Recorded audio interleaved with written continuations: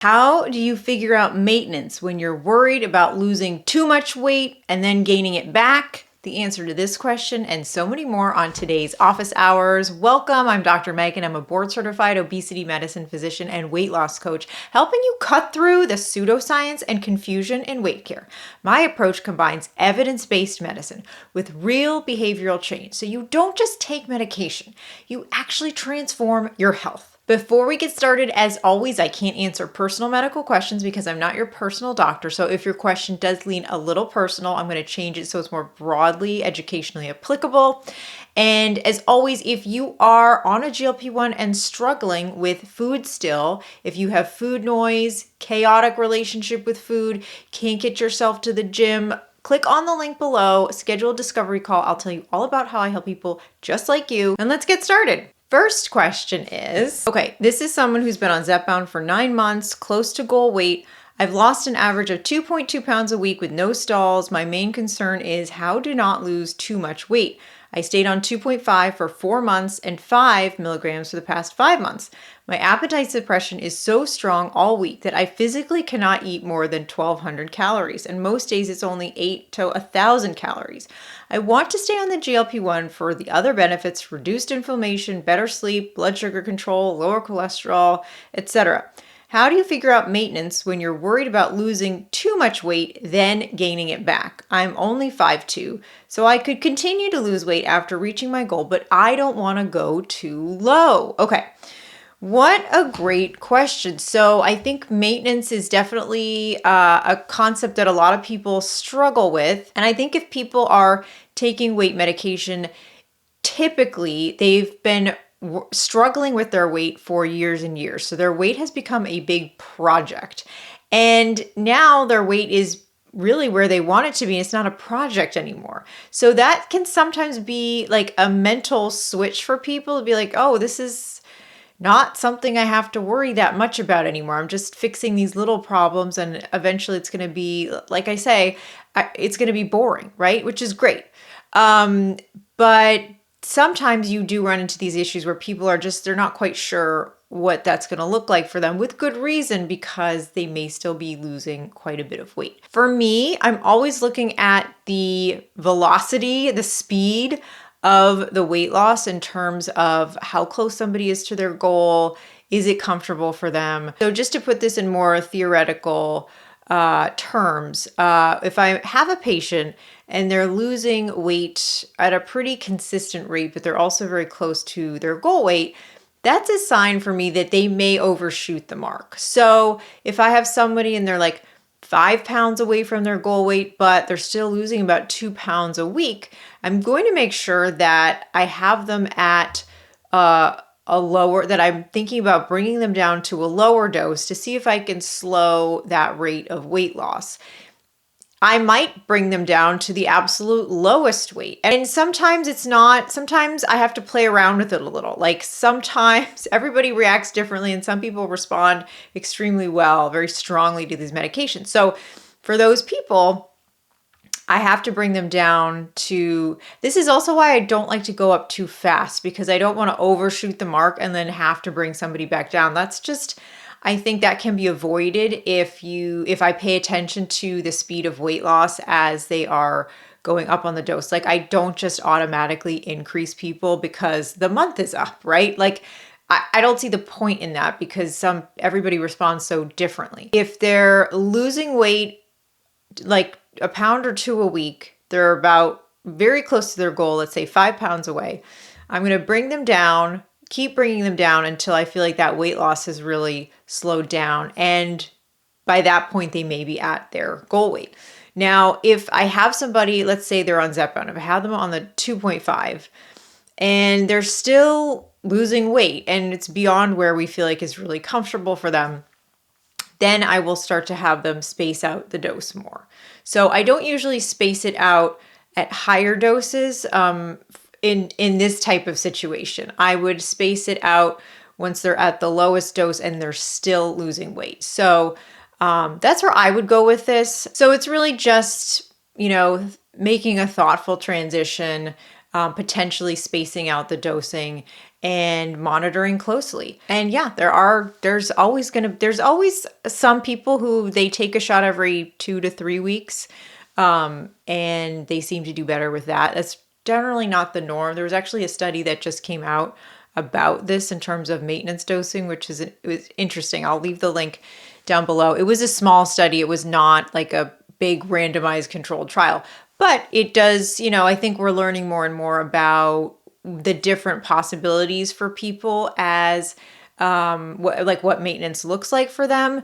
And for me, still the default is once a week, but I think it's important to always be open. This is such a new field of medicine that we always want to be, following the guidelines, but also leaving some room for development and for what we are clinically seeing in real time. So great question. Thank you so much. Next question. Okay, my wife started tirzepatide on Saturday, and now she's relapsed in her mental health. Same symptoms as when she had her mental breakdown. She suffers with depression, anxiety, ADHD, and bipolar.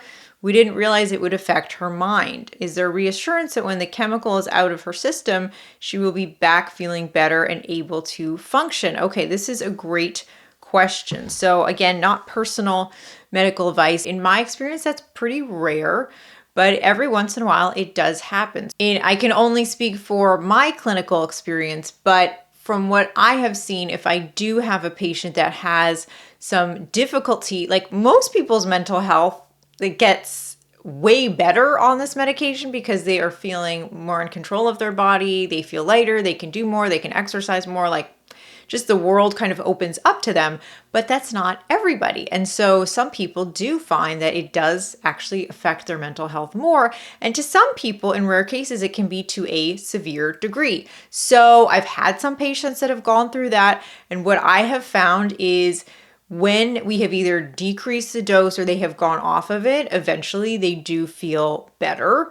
It can be a little bit hard to parse out what's causing what, because sometimes they're also changing a lot of their psychiatric meds as well. But from my experience, when we've either decreased the dose or stopped it, generally things have gotten better.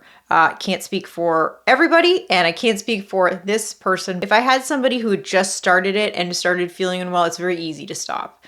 It's not like they've really kind of lost 50 pounds and escalated and spent like months and months on titrating different doses. Especially in the beginning, it's much easier to evaluate. So thank you, and I hope your spouse is feeling better. Okay, next question. Can you take topiramate and a GLP-1? And the answer is, for the right person, definitely. They work very differently. And so they can work in a very complementary manner. So as we know, with the GLP-1 medications, they're working on the GI tract to slow the movement of food from leaving the stomach and strengthening that message to the brain in terms of fullness. They're also working in the brain to adjust the energy balance, the fat storage, and the fat burning. And then for a lot of people, they do work on that craving and reward circuitry in the brain. So that's how the GLP-1 medications work. For topiramate, we don't have as clear of an understanding as to why it helps people lose weight. Topiramate is an anti-seizure medication, but it has been used for quite some time off-label to help with medication-induced weight gain, and in combination with phentermine as phentermine topiramate or Qsymia in terms of oral weight loss medications. But overall, it does seem to work in the brain to decrease appetite and increase those feelings of fullness. But the short answer is, for the right person, they definitely can be used together. Next question is, effects are known to cause weight gain. My psychiatrist prescribed topiramate to me, but I didn't take it because I was scared of the side effects. Okay, yes, it is. I just hate Effexor. I mean, it's fine. If you're on it and you love it, great. I just the amount of trouble that SSRIs cause in terms of people's weight, it's so vastly underreported, and people are just not aware. And I think, as physicians, if somebody is really struggling mentally, these medications can be very helpful, but they can really impact somebody's weight. And a lot of times they are gaining weight slowly, so they're not necessarily appreciating that the weight gain is happening. And then they come see me and it's 2 years later and they're like, why do I have 15 pounds? It must be menopause. And it's actually not. It's because they started Effexor 2 years ago. And don't get me wrong, these medications can be very helpful. But I also really encourage my patients to do everything else that you can before starting one of these medications, because if you're not in the category of severe mental health disturbance, a lot of people fall into this a little depressed or a little anxious. And I just think there are so many other options that really allow you to be in full control of your mental health in terms of seeing a therapist, seeing a coach, financial stability. That I think is a hidden issue for a lot of people that we don't talk a lot about in a medical visit. But I think that is something that really causes a lot of depression and anxiety for people. And, starting Prozac isn't necessarily going to fix that. So I think improving your relationship with your finances, seeing a marriage counselor is sometimes what is a better option, or a couples counselor. Exercising, you always feel better when you do that. So, doing that if you're not doing it. So there's a lot of other ways to improve mental health. It really depends on the situation of what's going on with somebody. And sometimes these medications are the right answer. But it sounds like for this person, they were co-prescribed Effexor and topiramate, which is commonly done to prevent medication-induced weight gain. So I can't say if it was the right choice for this person, but I can say that especially now when we have so many more options available, and ideally it's getting more and more accessible, when people are starting these weight promoting medications, it is really a good idea to think about, okay, should we at the same time start something? If it's possible, if it's accessible, if it's financially feasible, should we possibly start something else to help offset this weight gain that is likely going to happen when we start this medication? So yes, the short answer is Effexor can cause weight gain. Effexor is also really hard to get off of. It's one of the medications that people just have a really tough time. If you decide you don't like it and you want to either get off of it or change to something else, it's just more finicky. And so that's how I feel about Effexor. All right. Well, these questions come from the community. So if you have a question, send it in, put it in the comment section, leave it on another video. I will find it and add it to the list. You all have really good, very insightful questions, and I love sharing them with everybody here. Again, if you feel like you are struggling with food or struggling with exercise and you want some one-on-one guidance, I will leave the link for Discovery Call down below. I talk to people about this all day, every day, and I do work as a weight loss coach for people around the world to help them with these exact issues. So I'd love to tell you more about how I help people just like you.